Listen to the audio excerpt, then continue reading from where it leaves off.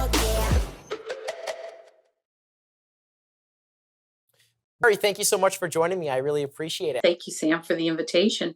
Absolutely. So today we're going to discuss the homelessness issue here in Canada. First off, how closely tied are the trends of affordability and homelessness? I think they're one and the same, actually. What we're seeing right now is the rent controls being removed about 5 years ago on rental properties, and landlords seeing that opportunity to do rent evictions. That starts the homeless in a different way, rather than an addiction or a mental health issue.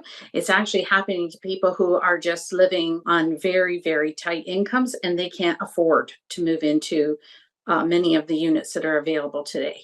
Would you say that that's a majority issue, or? That's the majority. We're seeing more and more young people.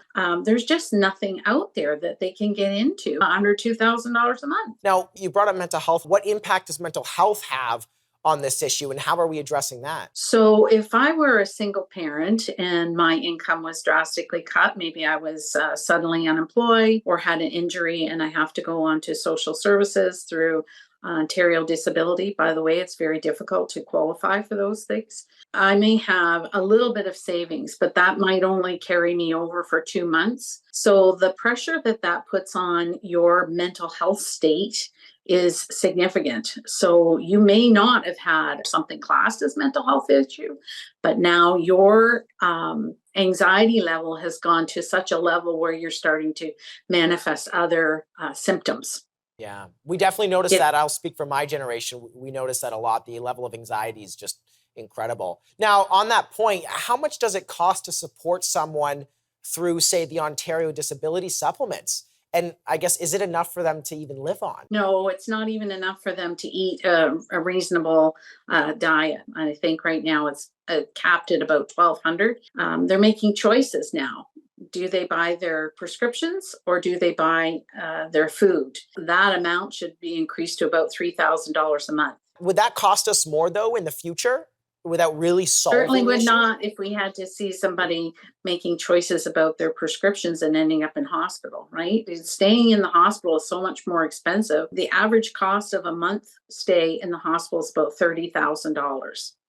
So if I were to give you $3,000 and you could make the choices, healthy choices on your prescriptions and groceries and have a roof over your head, you're less likely to end up in the hospital. What should we as average citizens do to help this issue? Do we have any sort of impact on this? I think that we all have a role to play in this. It's very important for us to, first of all, have compassion and understand that, we need to keep donating to food banks. We donate to homeless shelters that are being built by not-for-profits. Our government's not building them. In the not-for-profit world, they're out there trying to build them, but they need funding.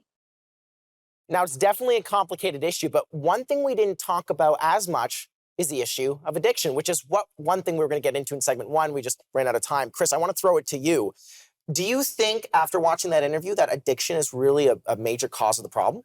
So I think it's the story that we all tell ourselves, right? When you see someone on, on the side of the road or whatever, or you walk by a homeless person and let's say they have a cup out for change or something, you're like, where's the money going? Maybe they have a drug addiction. This is kind of the narrative we tell ourselves, maybe to make us all like sleep better at night. I'm not sure, but clearly it's obviously it's part of the issue. Like some people do end up there because of addiction, but it doesn't tell the whole story. It tells probably a rather small part of it, especially today. Right. Why do we make these assumptions?